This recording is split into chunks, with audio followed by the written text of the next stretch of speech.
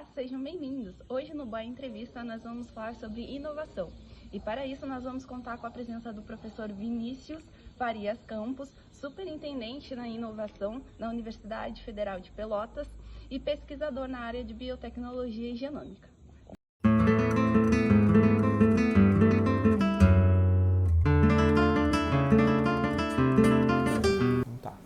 Pessoal, nós estamos aqui com o professor Vinícius, superintendente da inovação na Universidade Federal de Pelotas, e queremos perguntar, professor Vinícius, para o senhor falar um pouquinho da sua trajetória, importante na sua área de inovação da biotecnologia aqui na universidade, e contar um pouco para a gente como começou esse caminho e de onde que surgiu esse interesse pela inovação. Eu acho que inovação a gente aprende com o tempo que é fazer tudo que é coisa, ver as coisas acontecendo e sempre querer fazer as coisas de um jeito diferente, né? Então acho que isso é a primeira ideia de inovação que a gente tem. E desde jovem eu já gostava da área biológica, eu já gostava da parte de genética, eu lembro que eu sempre tinha interesse em estudar essa área. E até no vestibular, eu lembro que eu fui fazer vestibular para a área de biotecnologia, já quando eu já tinha um curso de biotecnologia na UERGS, na Universidade do Estado, depois eu acabei fazendo o curso vestibular aqui para Pelotas e vim para cá. Curiosamente, tinha o Centro de Biotecnologia aqui, por um acaso da vida, e acabei, né, dificilmente eu não entraria nessa vida, né, para poder estar aqui dentro junto com o pessoal da biotecnologia.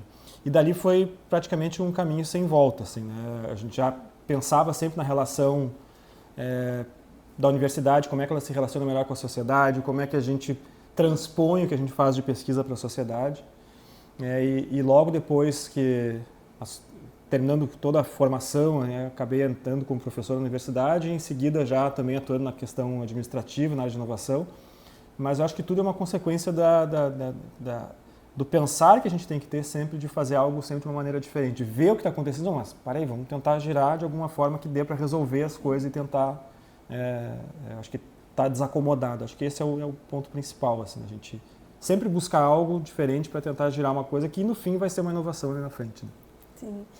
E como o senhor tem trabalhado diretamente com a inovação dentro da universidade, na sua visão, como o senhor define a inovação no contexto universitário? Essa é uma excelente pergunta e um excelente tópico, assim.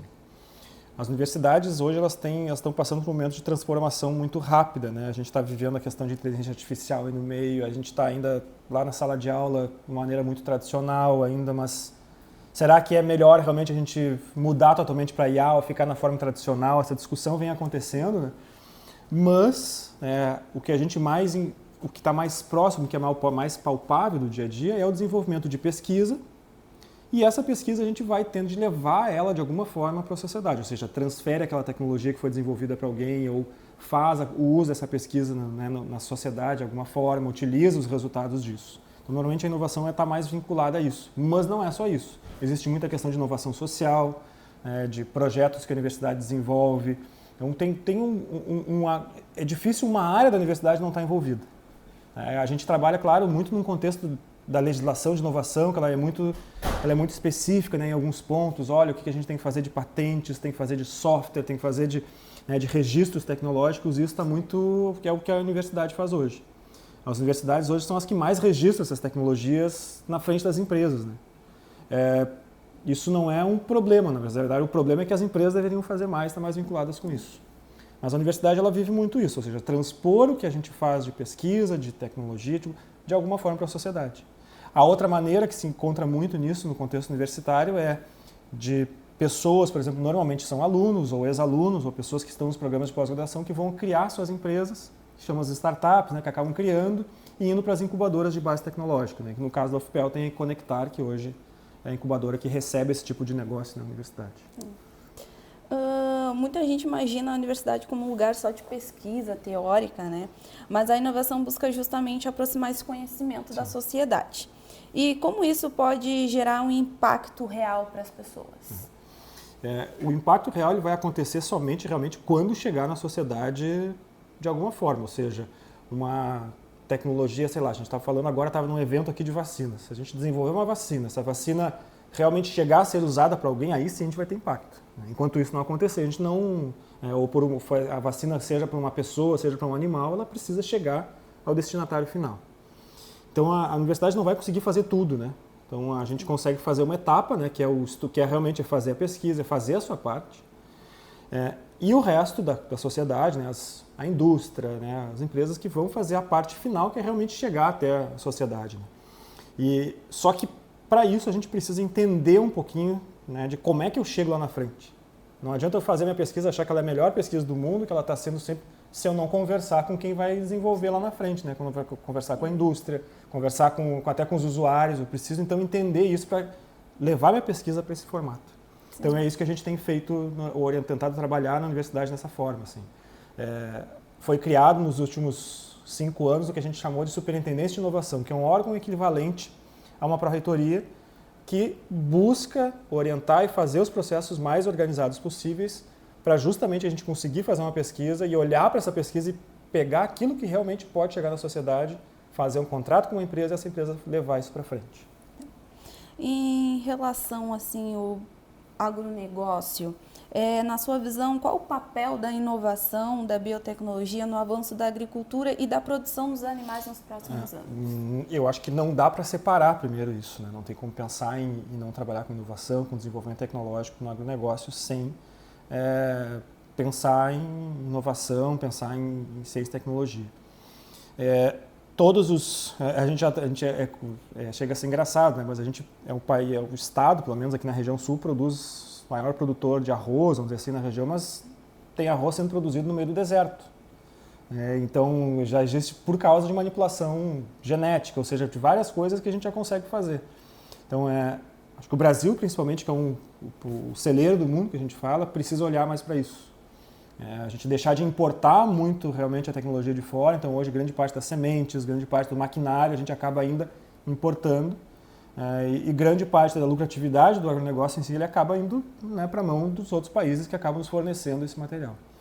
Então, o Brasil ele tem a capacidade de ser o maior desenvolvedor de tecnologias porque ele já é o maior produtor. Então, por que ele não pode ser o maior desenvolvedor de tecnologias e comercializar tudo para fora? Ou seja, ao invés de vender a commodity, vender a tecnologia, né, que eu acho que é o que a gente chama de economia do conhecimento. Então, talvez seja o que a gente deveria ter mais interesse no país em termos de desenvolvimento. Né? A gente tem o maior produtor do agronegócio do mundo e é a maior biodiversidade do mundo. Acho que esses são os 2 principais campos que a gente deveria dizer assim, olha, nisso aqui só nós temos, ninguém mais tem. Que eu acho que a gente tem que dizer saber no que a gente é bom. Então é isso que a gente é bom, é isso que a gente vai vender para o resto do mundo.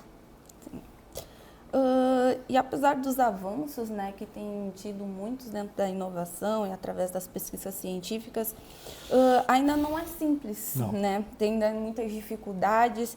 E hoje em dia, quais são os principais desafios para uma pesquisa realmente vire uma inovação aplicada? Eu vou te dizer que eu acho que nunca vai ser fácil.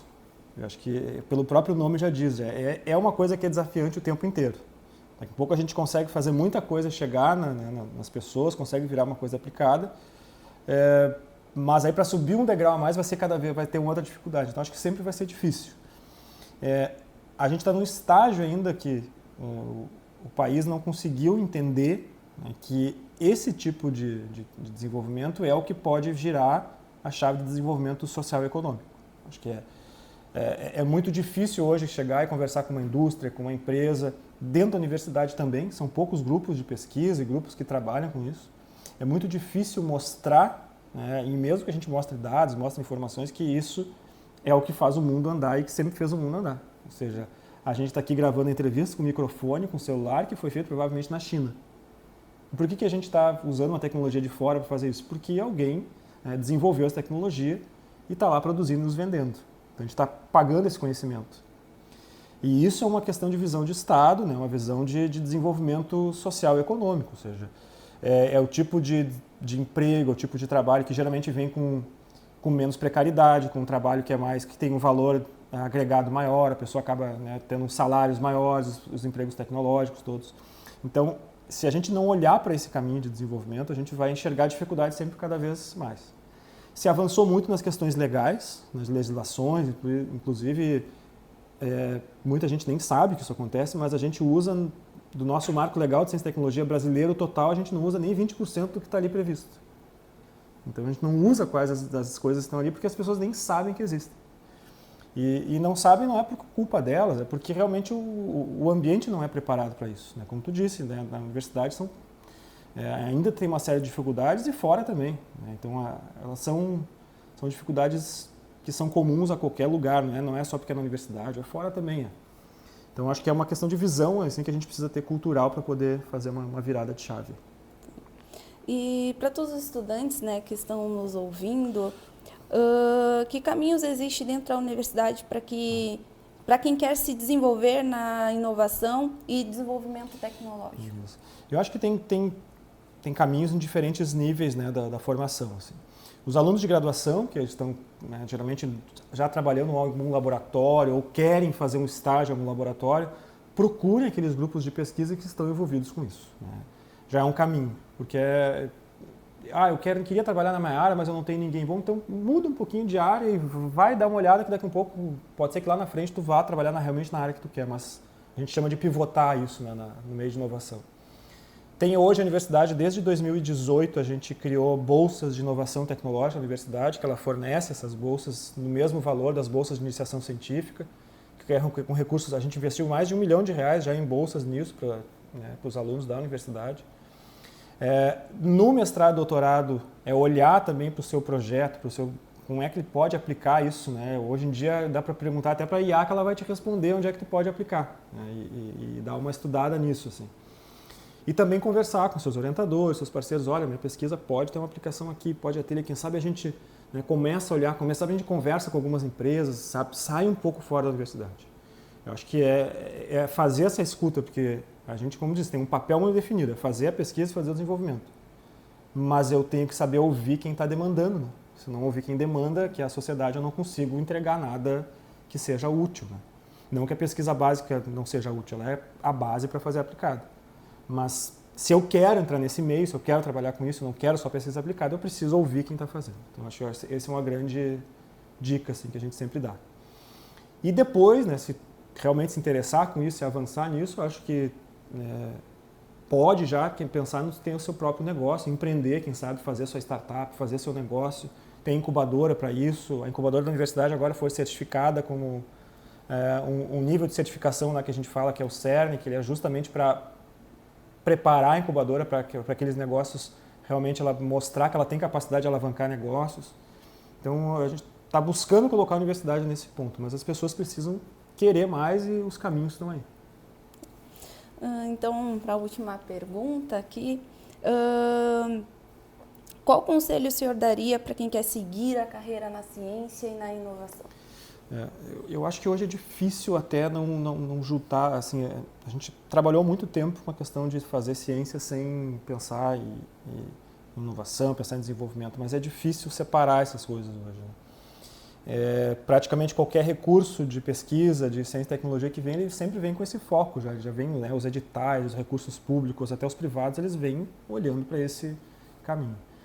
Então, acho que a primeira coisa é fazer cursos sobre isso, assim, sempre estar atento, porque eu tenho visto agora nessas publicações, geralmente de redes sociais, de IA, assim, olha, tem uma janela aberta. Né? A IA está tomando conta do mercado de alguma forma, então quem dominar primeiro vai ser quem vai crescer mais rápido. E eu acho que essa lacuna de inovação que a gente está falando ainda é uma janela aberta. Em algum momento a gente vai evoluir, ela vai fechar um pouco e vai ficar mais difícil de entrar. Então, acho que é um momento propício para as pessoas se envolverem com isso, né? Fazerem essas buscas por grupos de pesquisa que se envolvem com isso, buscar as oportunidades que a universidade tem, buscar os órgãos que tratam disso. E, certamente, quase todo mundo que a gente conversou, que a gente encaminhou, sempre quis trabalhar e não saiu mais. É meio apaixonante, assim, depois que tu entra, tu não sai mais. É isso. Professor, muito obrigada por ter nos recebido. Eu que agradeço. Eu creio que não só para nós, mas para todos que ouviram aqui, que puderam participar, foi muito enriquecedor todo o conhecimento que o senhor nos passou aqui. E deixando aqui, para quem quiser acompanhar, o professor tem alguma rede social? Eu acho que é mais bacana acompanhar as redes sociais do laboratório, que é @genstrut, que é aqui o Laboratório de Genômica Estrutural, e também as redes sociais da Superintendência de Inovação, que é @inovufpel, e também as redes sociais da Incubadora Conectar, que é @conectarufpel. Obrigada a todos e até o próximo episódio.